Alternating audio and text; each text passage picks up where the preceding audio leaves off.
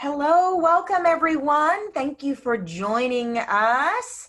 We're going to get started here pretty quick.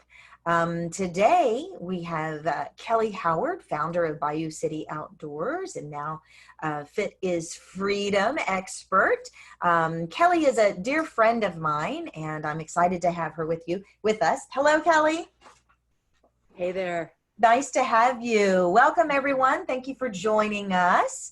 Our conversation today is Fit is Our Superpower, Remote Workers Guide to a Fit Body and Mind During Lockdown. So I want to say thank you for being here and we're going to get started. So I want to just immediately jump into saying thank you. Can you guys see my screen? Is it coming off okay? Okay, excellent. I want to say thank you to the Whitmarsh Consulting Group. David Whitmarsh and his team are pretty talented folks over there. They specialize in human resource information technology consulting as well as human resource marketing technology and multi-channel marketing. So thank you, David. We really appreciate all your support for making this summit happen. Want to also shout out to Insperity, really grateful for their support and sponsoring our entire summit. Insperity, HR that makes a difference, has offered our participants, anyone that joins our summit, a free HR financial analysis report and debrief. And you may have heard me say this before, but I'm going to say it again. This is kind of a big deal. It will take our business performance advisor that is offering this to our folks anywhere from 3 to 10 hours to do your HR budget analysis, prepare a confidential report, and then spend time with you debriefing it. When I said to them, you need to know that not everyone on our call is going to be a good fit for your services. Are you sure you want to do that for anyone? And the answer, they didn't even hesitate. It was absolutely, we're in this. We know folks are going through a difficult time. We know that a lot of HR folks had just finished their budget. And now they're having to throw the whole thing out the window and only hope they can get back to it in 6 months, a year, whatever that is. So if you believe that this would be helpful, don't hesitate to take advantage of it. I am pleased that they were so generous in offering it. So you can learn more at turnkeycoachingsolutions.net HR report, and that is case sensitive there after the /. So little about me. I am Anissa Avon. I'm the CEO of TurnKey Coaching and Development Solutions. Founded TurnKey in 2004 with a group of other coaches with the idea if we can collaborate and come together, maybe we can do something extraordinary and bring greater professional and personal development to more individuals inside organizations. And it's grown and prospered. We now have over 1,000 expert trainers and coaches and OD consultants in the US, and then key hubs globally. We also have some pretty fantastic partners. We provide enterprise learning and development solutions, and our goal is to help you drive business results and improve organizational culture. But of course, right now, our focus is on what can we do to serve. I went to my team, I went to folks like Kelly, and I said, people are suffering, our clients, our peers, our friends are suffering. What can we do to add value? What can we do to serve those that we care about in our market? And Kelly instantaneously said, how about this? I'm happy to help. And likewise, we have 40 other experts on the lineup.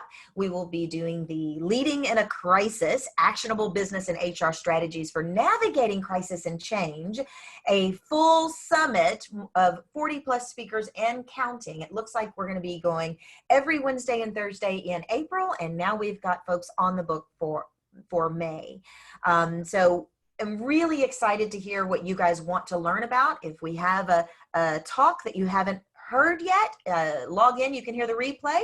If there's a conversation where we haven't started and you think that we need to put on the agenda, I will hunt someone down, the expert, to bring that forth. So do reach out and let me know. 2 quick things I want to share with you guys. We have been asked about virtual training specifically for this situation, crisis management, business continuity, managing a newly remote workforce, etc. And we've put together some virtual training BOGO, meaning buy one, get one, so that you can find some affordable solutions to keep your learning and development and support your team during this chaos. The other thing that I reached out to my folks to do, was we put together an outplacement coaching package with career and outplacement coaches that is also name your own price. So that means it's not free, but it is the next best thing. So if you are in the unfortunate situation of needing to support employees that you're having to let go, reach out. I would be happy to provide a consultation around what kind of program may be a good fit, both for your goals and budget, of course. So Kelly Howard and I have known each other, I think, since it's been a long time. So it's been a really long time. I was looking to see all of Kelly's past companies that I've had an opportunity to watch her grow and change. And she has sold multiple companies in the time that I've known her. And what I really want to say about Kelly is that she is committed to helping others. She is committed to fitness, mentally, physically, spiritually, in ways in which not only does she embody it, but it has become what she's brought forth. All of her businesses have been lifestyle businesses. And what I mean by that is she does what she loves. She helps other people do what they love, become more active, have more adventures, make more out of life. And she probably has more friends than any person I've ever met. Kelly, I love you. Thank you so much for being here. Oh, thank you so much for having me. What are we going to learn today? So something that's interesting, I have worked not only for myself, but from home for, I don't know, call it my entire life, right? And so I developed habits and just ways of being. What I found was that as soon as everything happened, I'm in Houston. So as soon as Houston started kind of shrinking, one of the funny things was that my partner in crime, who lives here with me, I noticed that he was in the refrigerator. Like not like I'm going to have breakfast and lunch, but like I'm going to have breakfast, lunch, and 17 snacks. And I couldn't help it. I said to him, I was like, "Do you do that at work?" Like, do what? And I'm like, just get in the refrigerator all day long. And I did tell Anissa this story, and I think she thought I was like, "Oh my God, I can't believe you said that." But it was just like, inquiring minds want to know. Wow. And it was interesting because then I started talking to other people I know about how they're acting and reacting and being in this way we are having to be right now. Like, what's going on? And I actually did a survey yesterday, and I want to share some of the results with you guys because I think you're going to find it interesting. I found it super interesting. But what I found was that people, like we all know, people like routine, right? Like we are animals that have habits, and we have a lot of things that we like to have routine for, and everyone's out of routine. Yeah. And the interesting thing is that it's a time when people can actually, if they're not going through the worst of the worst, but they're going through daily life, it's a time they can make huge, important, life-changing changes in their health, their mental well-being, and the way they approach everything.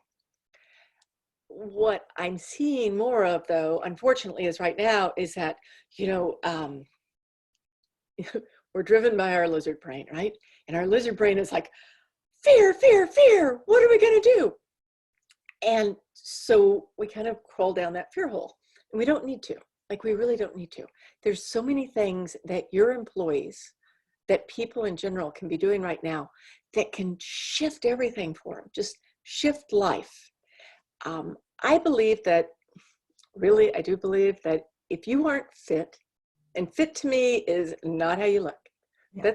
That's not fit. Fit is when you feel good, when you can do the things that you want to do, when mentally you're not just stimulated in ways that make you happy, but you're also being able to give too. Those things are like fit, right? And when we're fit, then we can do the things that we want to do. But when we're not, when we're thrown in and scrambling and not taking care of ourselves, then we can't help other people. Yeah. For me, I learned this in a physical way. So I've always been kind of like that Pollyanna person, a little bit probably a little too bubbly at times.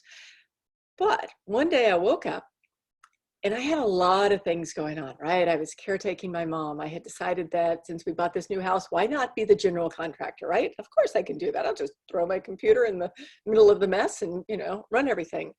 And my business was having some trouble at that time. There's just a lot going on. And I woke up and I realized that I couldn't move. Like, I literally couldn't move. I couldn't roll over. I couldn't get out of bed. I couldn't move. And when I did try and move, I was in so much pain that I crawled to the bathroom. I crawled to the bathroom. And what I realized in that moment was that even though, what I did was I took people on adventures. I taught people how to get outside and go biking and kayaking and hiking. But what I wasn't doing was taking care of me so that I could take care of everyone else. And that's what I would like to see people do more and more and more of right now if they could. If they have that little spare sliver of time, that most of us have a little more time now than we're used to. I see, the people who were commuting, they probably have a little less time that they have to deal in the car. There's so many ways that we can start looking now into our life and saying, what is it that I can do to take care of myself so that I can then take care of other people? And to me, taking care of yourself is that fitness. So I got lucky, right? I knew all the things to do, and I did all the things that I needed to do, and I got myself back on track pretty quick.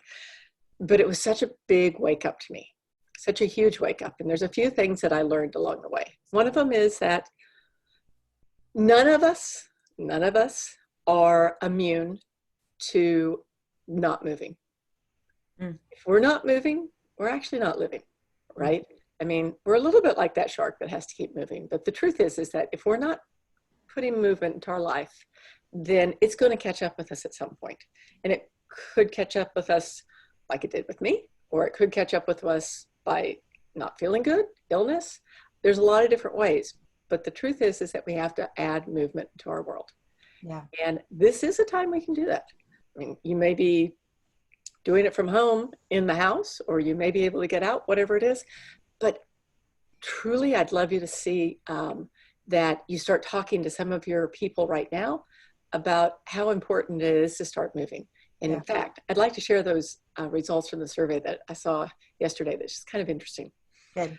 A lot of these questions that I asked were questions that I threw in at the last minute.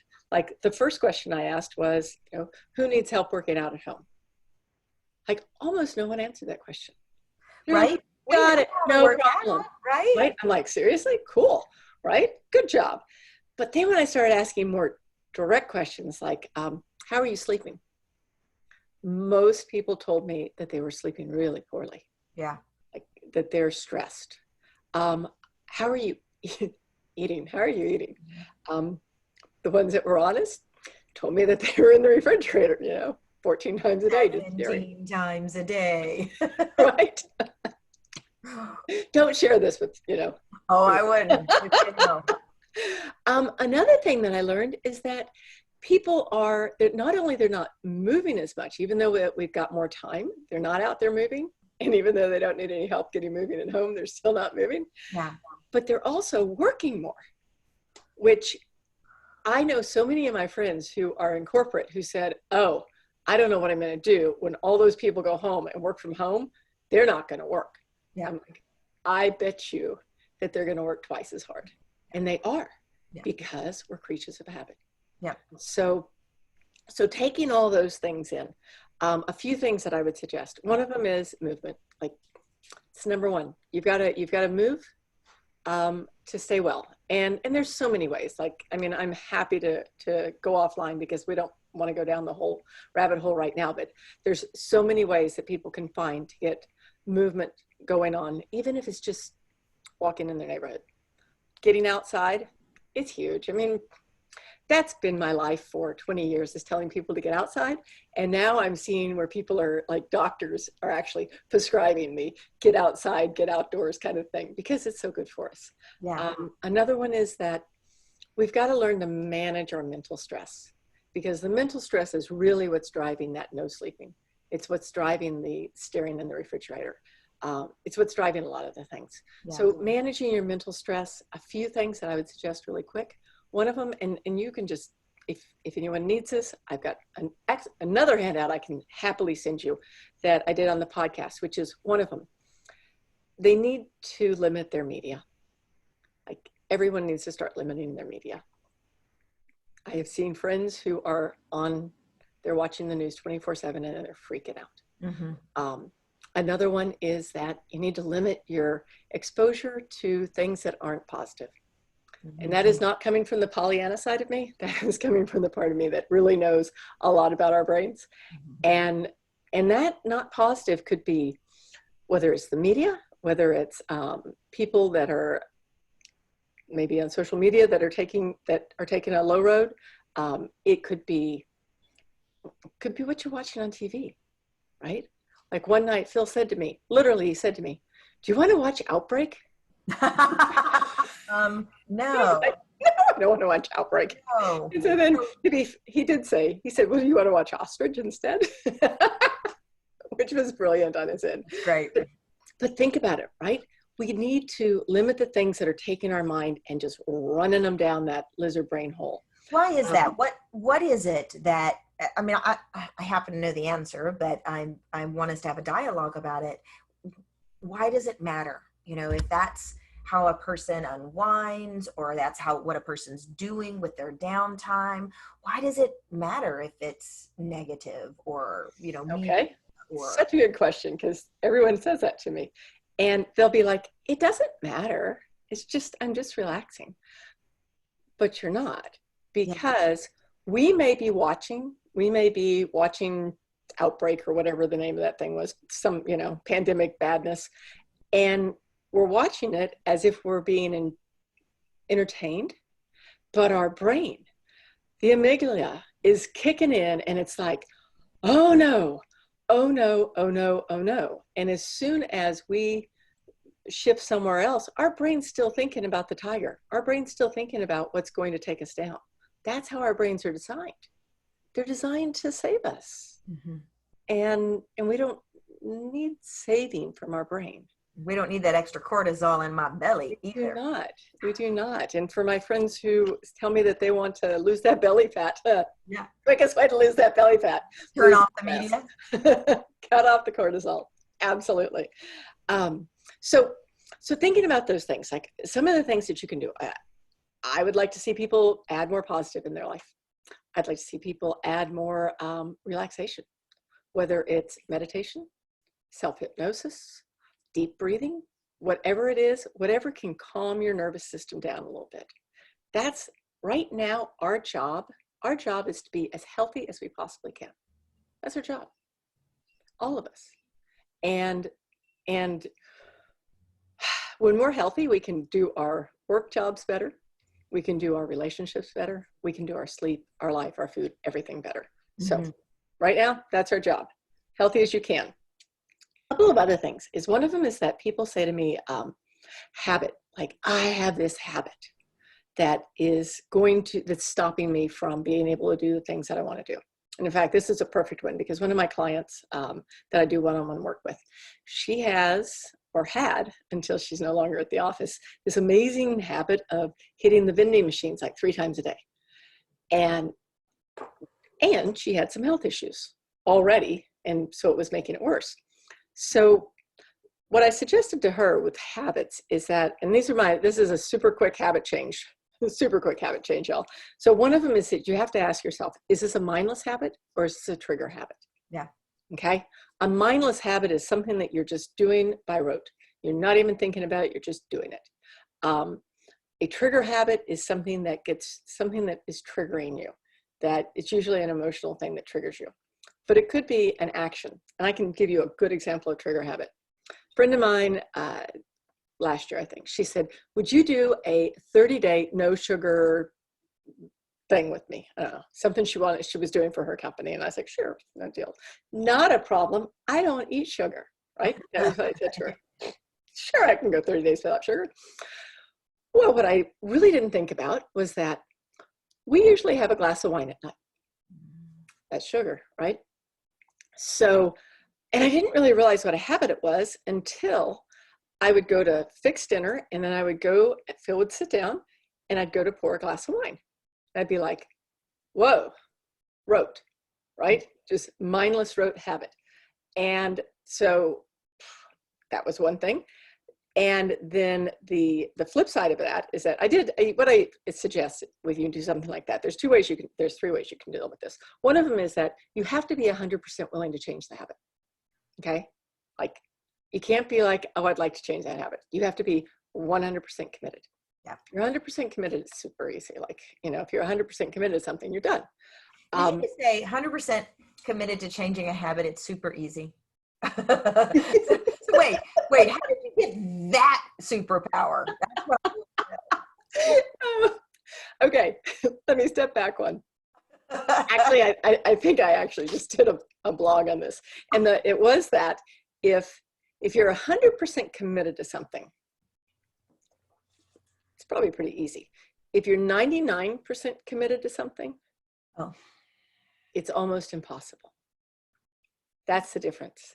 Okay. Is because when you say, I am 100% committed to fixing this, changing this, doing this, you're in. When you say, yeah, man, I really want to do that, it's not going to happen. Yeah. So the difference is the switch versus the, toe in the water. Exactly. The difference is burning the boats. There is no other option. This is the only option. Right. We are stuck here forever if we don't work it out, because this is our only option. Or just tie up that boat in case I change my mind. Yeah. Leave the gas in the engine just in case. Yeah. But you're right. So, okay.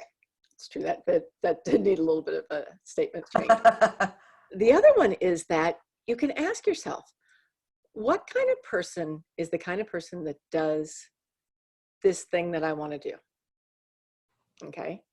And let me say that in a different way. For my client, what I said to her was, I said, okay, you want to be a person who doesn't eat junk food, who doesn't raid the vending machines, who isn't snacking on sugar junk all day long.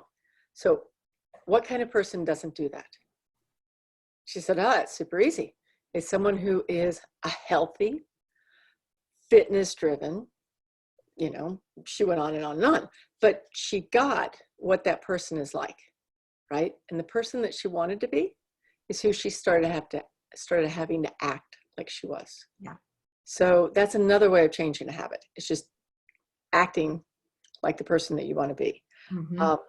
And then the other way, and I don't want to go ahead. You have to act before your mind and your body begins to own that habit. Ooh, good question. So if you look at a lot of the stuff on the internet, they'll tell you that you can. All true.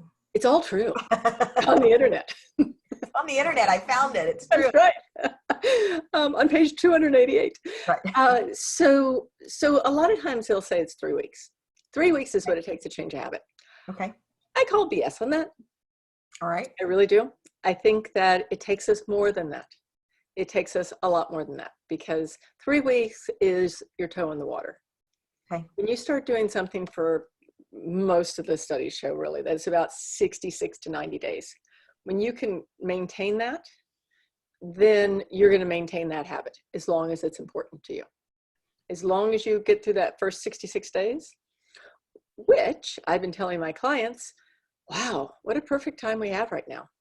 Mm-hmm. Because the reality is that we're probably going to be at home for 66 days, mm-hmm. right?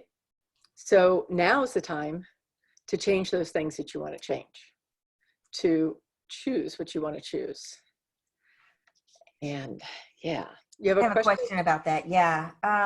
So when you first started, you made some statements that are the reality for all of us, right? The reality is, if we were commuting to work, now we have whatever that commute was times 2. So at minimum, we're talking 20 minutes extra a day that you didn't have before, right? Unless, of course, you've got babies at home. And I don't know if you guys can hear it, but my dogs are outside the door and just crying to get in. And a minute ago, my cat was scratching at the door. So I don't have little ones anymore, but I might as well, because they're just as crazy. So between cats and dogs and kids and homeschooling now and and the stress of work and not being able to work and the stress of the pandemic and the refrigerator. It's just like calling. It's right there. How you get what I'm saying here. Yes, I've got an extra 10 minutes. I've got an extra 2 hours, but all of this other stuff has now exploded, like just nasty vomit all over my plans. What do you do? Well, I think it's a little bit of how, okay. I have no little ones at home. Okay. I've got one that's a little one, but he's not, I did not say that. Did not say that. Heard it. So we may do before, right? We figured it out before. Yeah. When we were doing work in a different way, we figured it out. We're smart. We're smart people who figure things out. So how and what do you need to do in your life to get, and I don't want 10 minutes or 20 minutes. I want 30 minutes, 45 minutes. I want to see everyone getting some cardio in and getting some stretching in and getting some strength training in. Like, right? People are like, Kelly, you're full of it. But you can do all that in 45 minutes. But you're going to have to do some negotiating. You're going to have to do some things that are different. One thing that I've had people tell me right now, they're getting up later. They're like, I don't have to commute, so now I'm getting up later. Excuse me. Right? We have it. We have more time now. We do. So many people I know who used to say to me, I wish I had more time. Now when I really nail them down, they say, yeah, I've got the time. I wish I had more commitment is what you're saying, what they're really saying. I wish time expands. And something that you mentioned earlier, it's really that you're touching on, it's really about a mindset of and a plan, right? We're now working from home, and mentally we may have thought, okay, this will be fine. It's only short term. Yes, I'm going to have my kids, or yes, I'm going to have these distractions, and yes, I'm going to have work. But those folks who had a goal, those folks who were training for a marathon, they haven't stopped training. They're still figuring it out. You know? They are still figuring it out. You know what? I'm so happy you said the plan, because that's probably, if I was to say, what is the best thing I do? Like, what is the best thing I do? I schedule. I schedule what I'm going to do. I schedule my exercises. They actually go on the schedule before the rest of the day. Because something else, and maybe we don't want to talk about this, but it's a little bit of a elephant in the room. People may not need to work 8 hours a day. They've lost some of the distractions they had before at the office. Now they can compress their time a little bit. They can be a lot more strategic. And while they're being strategic, they have to be strategic with their planning on what they need to do. And yes, the people who are already training, thinking about being a fit person who's, healthy and doing the things they want to do, it keeps going on. So I guess what I would like to see, and I know that for all y'all who are on the call, you're really passing this information on, right? So if you're passing this information on, people need to start moving. They need to reel in that brain, that crazy brain that's running rampant. We need to reel it back in and start looking at, how can we live our lives in a little bit more sane way? And then, the sleep, that's a whole new world. And we don't have time to go into that today, but that's something that we can deal with. And then, dealing with also the food. So talk to us a little bit though about the sleep. Many of us are having difficulty and not getting good sleep for the obvious reasons: fear, anxiety, doubt, uncertainty, distractions, not eating healthy. We talked earlier today, having conflict with our honeys because they're always around doing things to irritate, right? So what do we need to do to find a way? Hello, Serena. Sorry, she was locked out. To find back a sleep pattern. What do we need to do? Oh yeah. Now, and I love sleep. Like, I can talk about sleep all day long. So there's I got to take a nap. Right. Just a few things. Like one of the things that keeps us awake is our minds, right? That is one of the things that, excuse me, for whoever is on this call, forgive me. Oh, that's what we're all dealing with. So it's appropriate. And that is one of the things that wakes me up. So a few things, and I mean, I'm just going to blab out the things that I think are really important. One of them is take the screens out of the bedroom. Take the screens away at night, right? Away. If you are going to sit there and watch, okay, one more thing about the screens. The reason I think screens are so important to be gone is that they are usually, if you're not watching TV, let's take TV out of the mix. Let's say you're on your computer, you're on your iPad, you're on whatever. You're engaging your brain. You're thinking, right? Like you're thinking about what needs to get done, so on and so forth. Forget it. Out of the room, out of the bedroom, an hour before you're going to go to sleep. If you're going to watch TV, get some red glasses. I should have my red glasses in here. They're so attractive. What they are is they're just big plastic, like if you know what blue blockers are, these are big plastic red lenses that go over my glasses. And what they do is they start taking the blue light out, because the blue light in your screens, in your television, in everything is what is helping keep you awake. So if you're going to watch TV at night, wear those. Another thing you need to do, and this is just because you want to get as close to the rhythm that you have naturally, is you want to start turning lights off early. Like lights start going off in our house as soon as it starts getting dark out. Now, they don't all go off, but a lot of them do. It allows our body to realize that it's time to start thinking about sleep.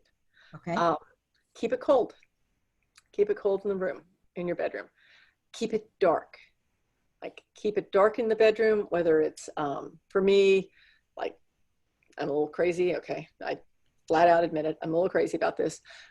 Blackout curtains. There's tape on the lights that are normally shining at night. Anything that's blinking at night, tape over it. I mean, you want it dark in there.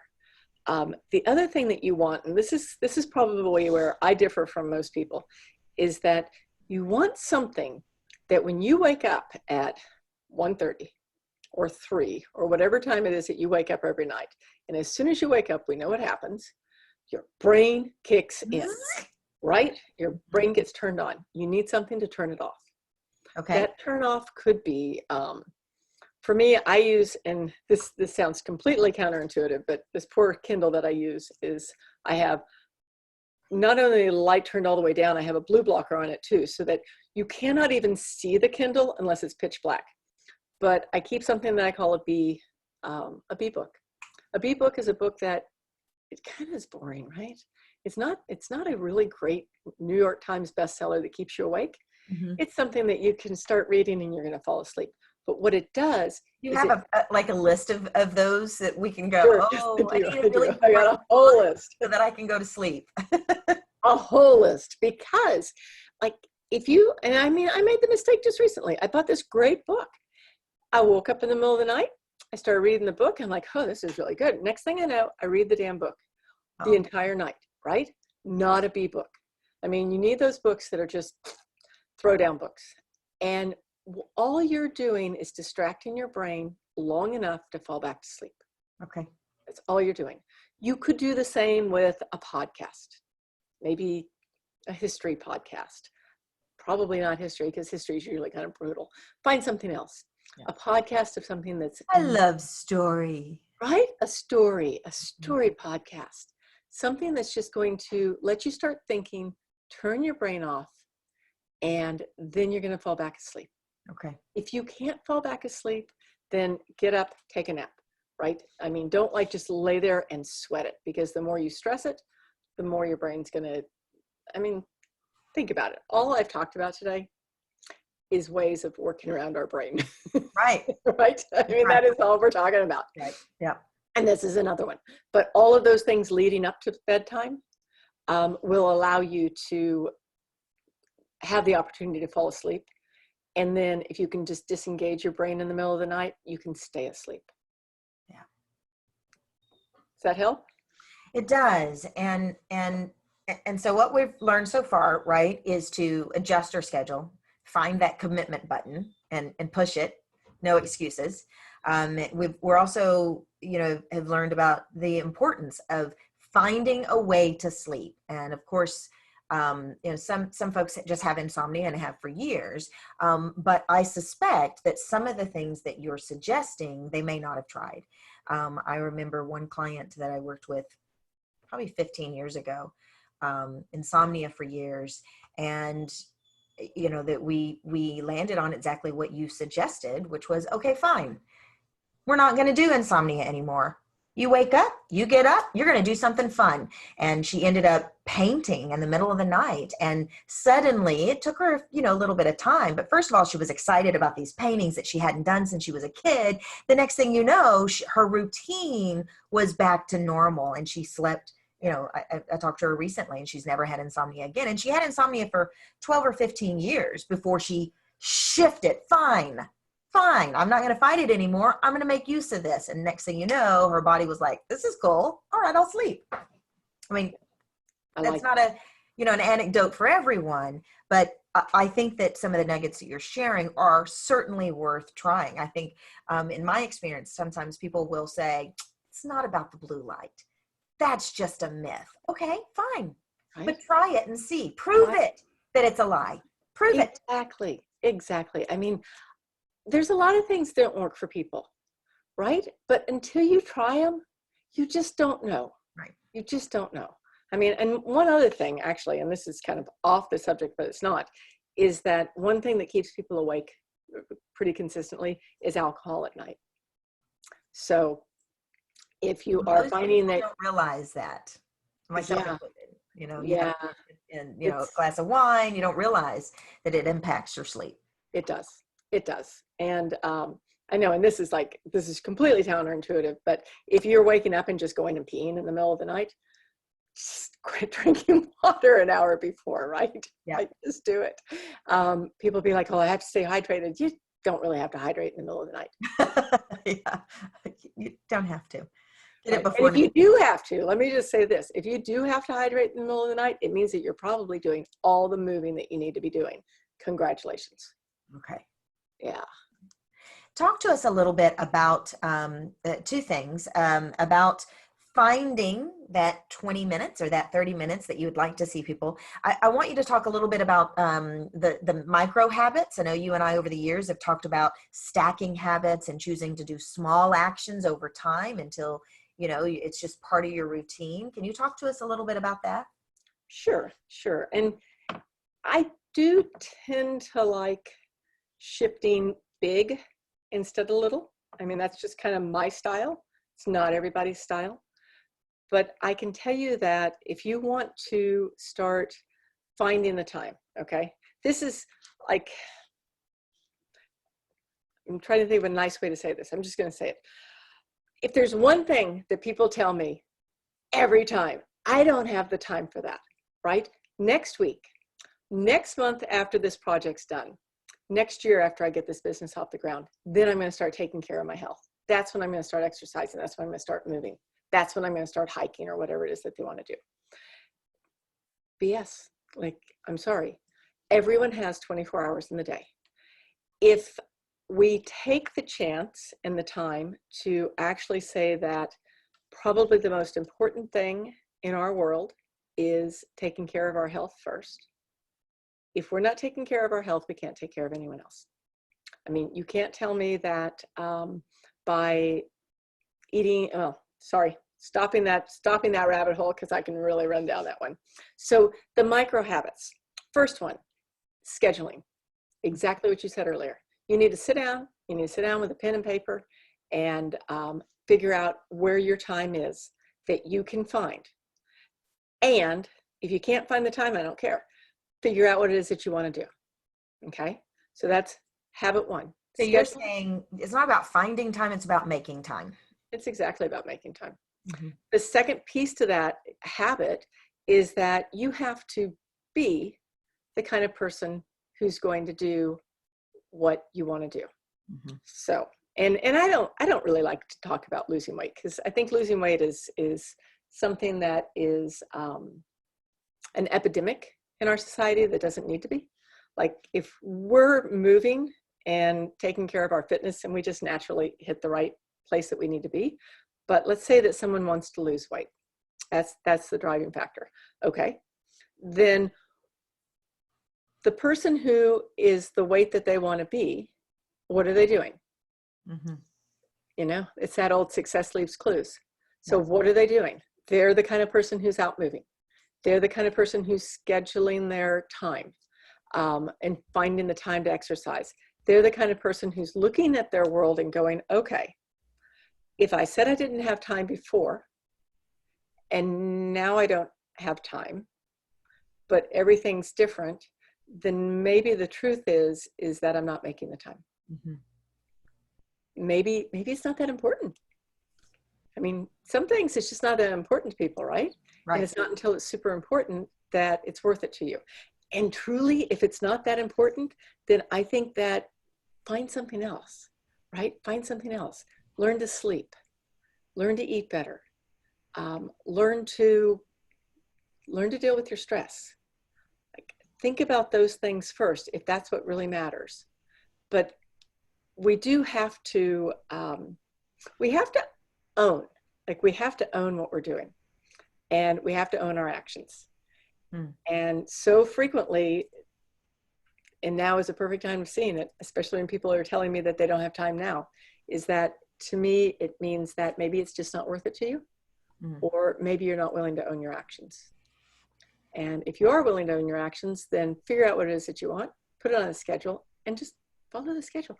And okay, you don't have to have a schedule you don't have to hit a schedule 100% of the time either. Like my clients, I ask them, I'm like, give me a schedule that you can work with and hit it 80% of the time. Because if you're hitting it 100% of the time, then you probably gave me a bogus schedule. Yeah. It's probably too easy. Yeah. Right? Right. Yeah. So that takeaway for me is it is not about finding time. It's about making time. Always. And the micro habits piece is hit it 80% of the time. Yeah. You know, do what you can do. So I think that's part of the challenge is we know what to do. We know eat healthy. We know get out and move. We know exercise, right? We know get good sleep. The challenge for many of us is, okay, well, how do I do that gets me into that zone of the habit, that gets me over I know what to do, I just don't do it, or I know what to do, I just don't know how to do it. So what do you say to clients who it's just not getting the job done? Well, that's perfect. And I can give you a couple of ideas on that. One of them is that when people come to me, they usually tell me that they either are not motivated enough or they need accountability. Okay. What that tells me is that they have a desire, they just don't have a habit set yet. Right? So motivation is something, it's like willpower. Okay. Like willpower sounds really cool. Willpower doesn't work. Like we only have like this much willpower, and we usually use it up by getting out of bed. So like, forget it. Right. Right. It's gone. So with motivation though, I like to have people like have weekly motivation, whatever. Like they need a weekly motivation schedule. And that motivation can be a motivation multiplier. It can be having a friend as a buddy who is, your accountability buddy. That's a motivator for some people. Another motivator for some people is to have a goal, right? Like some people are driven by goals. Yes. And if you have a goal, then that is a motivator. Mm-hmm. And that motivator can be a short one. Like, when you're multiplying your motivations, you can have a motivator that is, this week I'm going to, okay, I'm looking at my schedule. So this week I have, never mind, I'm not going to use me as an example. Wait, you got a schedule above your computer that's like this big? I do. That is so awesome. Actually, it really is awesome, guys. And the reason I keep it up there is that I see exactly what my daily workout is. And I put it on there on Sunday. So that to me is a motivator. I write out my entire week on Sunday. It's done with like a dry erase, because I know that, like, let's say this morning I was going to go for a bike ride, but it rained. Well, I can't go for a bike ride. So I'm just going to switch that, right? But that's a motivating factor to me because I'm super visually driven. Mm. So how are you driven, right? Like for some people, a motivator is actually seeing pictures, like a vision board or something like that. I mean, some people are driven like that. That's not something that drives me, but I do know that what drives me is having a schedule that I can see. So that's a motivator. Another motivator is having a vision. I mean, I'm going to use that word loosely, but when I say having a vision, it's what I call future pacing. So you see yourself in a certain time and place. Up until right now, I had a Century bike ride. It's a 100-mile bike ride that I was doing at the end of April. So I had been training for it. It had been a while since I've been 100 miles. This year. That's what but it didn't. So I'm going to interrupt you right there. Hold that thought. I want everyone on this call to understand something I should have said about Kelly in the beginning. Kelly is a kayaker. She kayaks all over the country, and actually all over the world. She's kayaked. She is a bike rider, a mountain bike rider, a skater. What are those? Inline skater. She does paddle boarding. She has owned several adventure businesses. So this is a woman who lives and breathes what she's sharing with us. But that's the piece, Kel, that makes you the expert. You know, you really are living this. So I just had to interrupt and let people know that's where you're coming from. We hadn't even acknowledged the fact that this is what you do. This is how you live. You know, it is what I do. And I'm very, very fortunate. Like, I'm so fortunate because, well, I actually didn't really get that busy until I was in my 30s. I think that's when I started skating, distance skating, and then doing everything else. But that's not like what most people do. I mean, most people think about going, hiking or something like that. If I could get everybody in the world to go out and enjoy a 3-day hike or a 2-day kayak trip or something like that, the world would shift. Like, I mean, those would be the things that I would love to see everyone doing. I do realize that that's not everybody's driving force right now. I have a feeling that it could be at some point. But, and if you are driven by those things, I'll talk to you all day about it. But in the meanwhile, yeah, I didn't mean to. Well, we just have to have something to shoot for, right? We just have to have something to shoot for. For me, it was that long bike ride. Yes. And it wasn't just a long bike ride. It was a hard bike ride. Like, I knew it was going to be a bear. But now that it's gone, then what I had to do was say, okay, and actually I need to lead into this with something. This was the surprise question on the survey. And this is something that I think everybody, all of us who are leading people need to think about.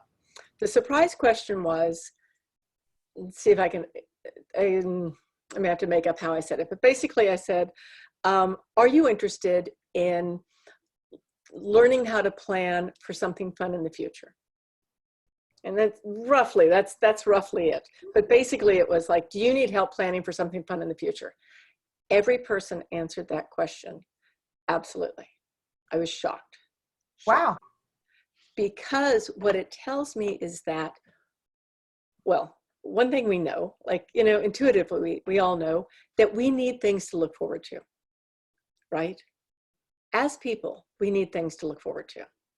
If our life is just this, for as far as we can see, it's not terribly exciting. Like, we don't get up and we're not kicking ass and taking names when we wake up. So we need things to look forward to. And as leaders, we need to figure out ways to help people have things to look forward to. Yeah. And for me, like, my go-to always is, let's go do a bike ride, or let's go do this, or let's go do that. But all of us need to start thinking about how we can plan things with an unknown timetable, but that's going to be good for us in the future. Yeah.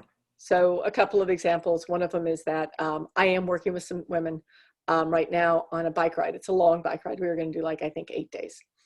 And so what we're doing is, since we can't get together and do it, I'm giving them a training schedule every week, and they're doing what they can. Some of them aren't allowed to go outside. So we're having to figure out ways to do it inside, right? But they all have something to look forward to. That trip may not happen this year. That trip may not happen until next year. But I can tell you one thing, they're going to be in super shape for that trip, right? Yeah.